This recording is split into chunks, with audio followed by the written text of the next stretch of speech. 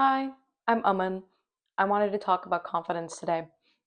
There are a lot of things that I've been told over the years about what it takes to build genuine confidence, especially this idea that you should fake it until you make it. And I don't know how real that honestly is and how much value that actually has brought to me. A lot of the things that I did to genuinely build confidence over the last few years of my life, they really had nothing to do with um, faking anything. A lot of it was really just about accepting my reality, about becoming a lot more authentic and real, both with others and with myself. Confidence is a lot easier to build on a foundation of truthfulness with others and yourselves. There is a level of legitimacy to what you say about yourself and what you do with your life. And real confidence is built on that stable foundation of legitimacy. I recently have been wanting to make clay sculptures to put in my office. And so I got some air dry clay from Target. But I have been putting off for like 2 months actually making them. So I thought it'd be kind of fun to like give my hands something to do as I talk about this. So to start with some context, I was quite shy growing up. When I was in elementary school and middle school, many members of my family would comment on how I was so shy and so unsocial, and how I was always nervous to talk to people. Um, in school, I had a really difficult time making friends, in large part because I felt like I was very different from everybody around me, like I was the odd one out. This is one of those things where it took some real reflection to realize that it's actually a strength of mine to be different. And it's a strength of everyone to be different because in reality, we all are different and we all have things that make us unique.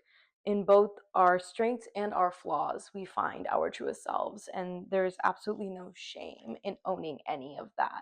If anything, it's the most freeing thing we can do for ourselves. I, growing up, decided that I wanted to eventually become more confident. And for me, that meant getting involved in public speaking. So when I was in high school, I joined speech and debate. I thought that this would kind of solve the problem. I'd be faking it and I'd be kind of pushing myself into these uncomfortable situations where I have to talk to people and present myself as knowing what I'm talking about, as being the expert that you should be voting to win in that situation. And also that perhaps the like praise and acclaim of winning different prizes, of winning different competitions would help me to feel like I actually am capable of doing the things I want to do. The interesting thing is that even though debate and speech did give me a lot of skills. They taught me how to be a better speaker. They taught me how to articulate myself really well. And they did build some level of that bedrock of legitimacy.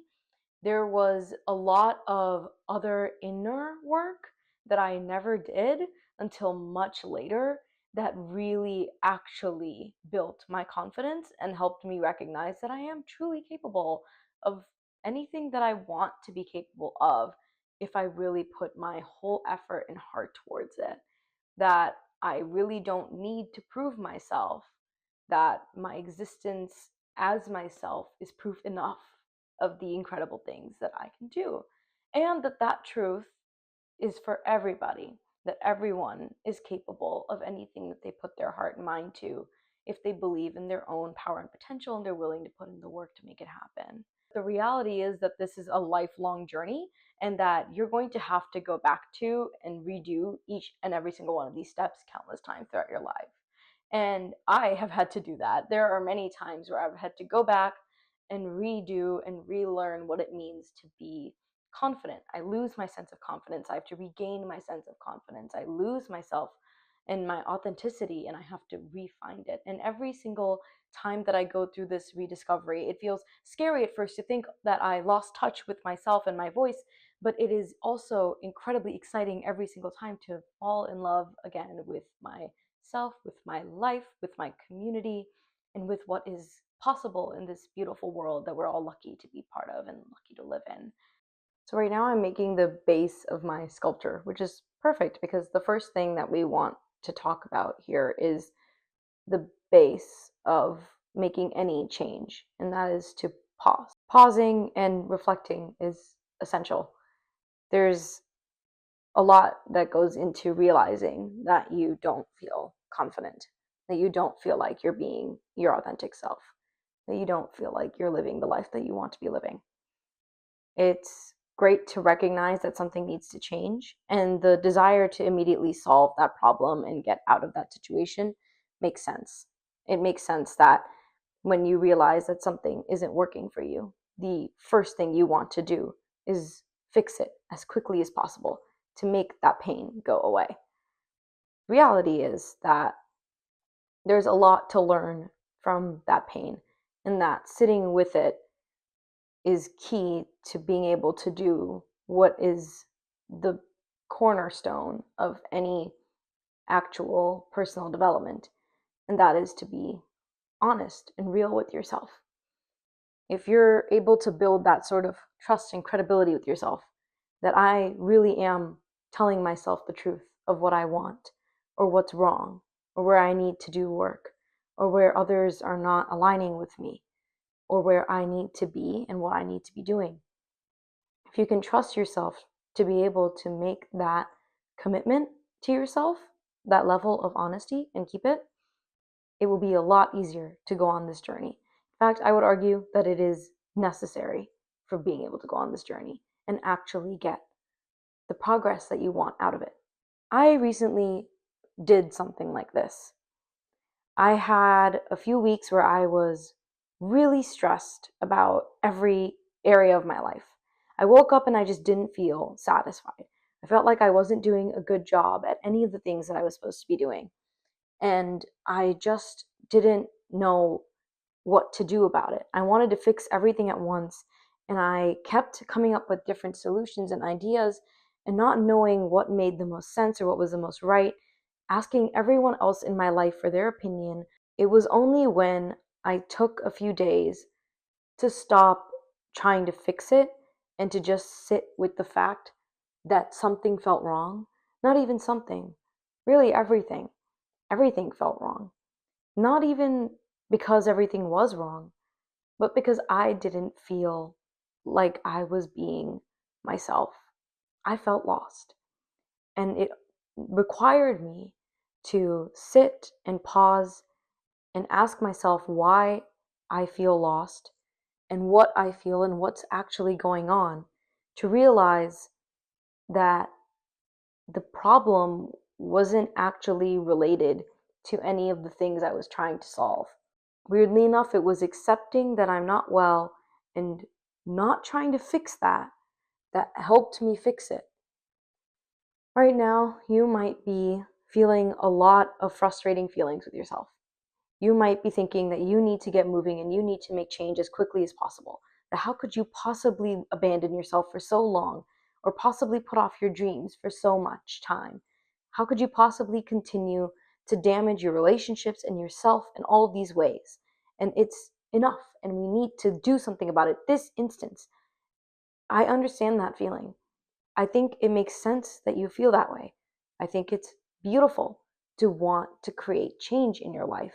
It's important, though, not to leap into trying to comfort that feeling as quickly as possible. In reality, oftentimes when we're feeling this sense of being lost from ourselves, we're also feeling a sense of dysregulation. That kind of nervous system dysregulation often tends to lead itself to finding the quickest fix to the problem as possible, not actually the best fix long term. While it's possible that those could be the same thing, it's also very likely that they're not. Allow yourself to sit with the feeling. I don't feel like I can be safe with myself right now because I'm not giving myself the space that I need, the freedom that I need, the honesty that I need, the actions that I need to be myself, to be genuine and honest, to be confident. I have made myself an unsafe space for myself. That is a very difficult thing to say, to sit with, and to feel. But it's important that you do pause and sit with it, because in that you will find an incredible amount of clarity. Not even with other people, but even within my own mind. I am judging the parts of me that I think need to be changed to be accepted by other people or by myself. I am moralizing parts of myself that don't actually need to be moralized, but just need to be observed and explored with curiosity. There is a part of this confidence building journey that comes from recognizing that you've neglected parts of yourself that you don't consider to be socially acceptable or that you think aren't good enough to meet the standard that you're shooting for in yourself. What are the dreams that you had as a kid that you let go of to become an adult? What are the things you decided that were too immature for you to continue engaging in? Did you stop watching your favorite movies because you felt you were too grown to enjoy them? Did you stop playing and being creative? Did you stop learning and being curious? Did you stop studying? Did you stop socializing? Did you stop adventuring and being spontaneous? Did you introduce a level of rigidity that didn't actually feel real to who you are? Those are all valid questions to ask yourself. A lot of this is understanding what your core values are and understanding what needs of yours are currently going unmet. You can think about what needs of yours others aren't meeting, but ultimately, a lot of building confidence is recognizing that whether or not other people make themselves a safe space for you is largely outside of your control. But what isn't is whether or not you make yourself a safe space for you. And that level of acceptance is key to being honest with yourself and to making yourself a safe space to be. The approach to have when looking at inner confidence is a level of curiosity. People who have this aura and magnetism of confidence about them, usually a large part of it is their open-mindedness. What's attractive about being in the presence of these individuals is that it feels like the world is open, that anything can be explored, even if not everything is necessarily done or everything needs to be done, but that we're open. We're open to discovering parts of ourselves that didn't exist before or that we didn't know about before. We're open to trying things without identifying ourselves with those things. If I go skydiving once, that doesn't make me a skydiver. Similarly, if I give a presentation at work and I mess it up, that doesn't mean that I'm a bad public speaker. It's the ability to recognize that we are not everything we do. Having that level of open-mindedness and exploration with yourself can be absolutely world-changing. It allows you to take yourself a little bit less seriously. You are not instantly identified with everything that you try and everything you do. Instead, you're identified with these traits of open-mindedness, of curiosity, of patience with yourself, of forgiveness of yourself. And when you meet other people who are exploring, who are learning, who are making mistakes, you are able to better accept them and better understand them as being bigger than any individual thing that they do. You can see people's mistakes and recognize that that was something that happened and something they did, but you can also see the good that's in their hearts and wish for that good to continue to blossom. Detachment is crucial, and also probably one of the hardest things that you have to do in the journey to becoming more confident. And ultimately, we are all constantly working on detachment. So many different faiths and religions throughout all of human history have pointed to the absolute necessity of detachment for an individual's personal and spiritual development. A large part of what is required to be detached is recognizing, first of all, what we're attached to. That is one of the key things when we're doing that pausing and accepting part of this journey that we need to think about. What are the things that dysregulate me? Who are the people whose opinion I am possibly putting too much emphasis on? What are the spaces that are not resonating? The spaces where I walk in and I feel my nervous system just run into a panic. The reason I felt so attached to the need for approval from others is because I wasn't giving that approval to myself. I wasn't telling myself that I'm pretty. I wasn't telling myself that I'm doing a good job, that I'm successful, that I'm smart. I wasn't telling myself that I'm capable of achieving my dreams and my goals. I needed other people to tell me that I'm worthy of love because I didn't believe it and I didn't say it to myself. A lot of detachment comes from recognizing what is right to be attached to, um, and to reshifting our energies and our focuses, to recognizing what really is unsafe and what really is actually going to be okay. One exercise that I have personally found to be really helpful is to explore the worst case scenario. I used to do this a lot when I was in college, and my anxiety was really rough. One of my therapists had recommended to me that I should start asking myself what would happen if the worst case scenario actually happened, and to explore that worst case scenario, but on paper, not in my head where it could spiral endlessly, but where I have to sit down and actually address the logic, the rationale in my brain with my own eyes. And I would recognize that, for one, but even if this did happen, I would be okay. I would survive. One of the things that was also especially powerful was asking myself, if I could give this to me, would I need it from anybody else? A dear friend of mine gave me the advice that I should start coming up with a list of everything I want in like a dream partner, like my dream husband someday.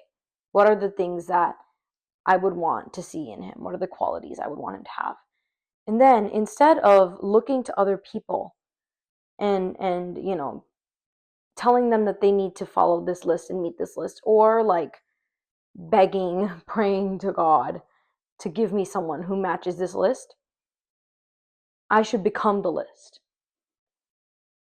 I should take everything that I want, all of the needs I want to be met by someone who loves me deeply, by the person I am most intimately close with, and I should literally give all of those things to myself. And I started to do those things for myself. And furthermore, I started to do those things for other people. It allowed me to become a better gift giver, a better listener, a better friend, someone who could be there in moments of crisis, someone who tried their best to keep their promises, and most of the time does. It made me better at loving myself and others, to detach and to start giving myself what I was looking for from others. All right, the base plates are made now, so you have my full attention for a little bit. It's also important to forgive others for not being able to meet us where we're at. A large part of genuine confidence is recognizing what isn't actually personal, not taking it personally when someone else isn't able to meet us where we're at, and recognizing that their path might just be different from ours, but that we do not need to change our path to be accepted. So one of my favorite content creators on this platform, Tam Carr, has this idea of the portfolio of proof, of building a portfolio of proof. I have found this to be an incredibly valuable tool in building confidence. A large part of building our belief in ourselves is embedded in having evidence to disprove all of the negative beliefs that exist within us. If we want to start creating this new framework for ourselves in our minds, if we want to start having these new opinions about who we are, these positive, supportive, exciting opinions that are rooted in a recognition that we're capable of anything we want, we have to actually back that up with actions that prove to us that we are doing the things that we want to do. For example, one of the things that for a long time I really struggled with was sleep. I used to get somewhere between 3 to 5 hours of sleep every night when I was in high school, which is, to say the least, not good for your health. And I, for a long time, thought that that's just who I am. I am not good at sleeping. I'm not good at sleeping on time. I'm a night owl. I like to stay up till 3 a.m., and no one can tell me otherwise. So when I realized that this was a part of my identity that I wanted to change, I recognized that it was going to be incredibly difficult to change it if I continued to identify with being a night owl, and I continued to identify with being sleep deprived, and even with being a workaholic. So I started going to sleep at 11. 11 isn't particularly early, but it's closer to where I wanted to be at the end.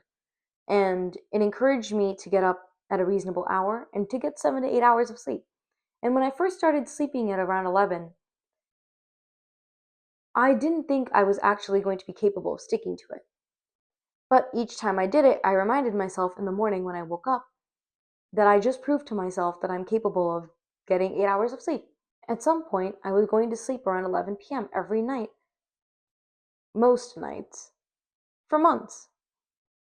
And at that point, I no longer even identified with being a night owl.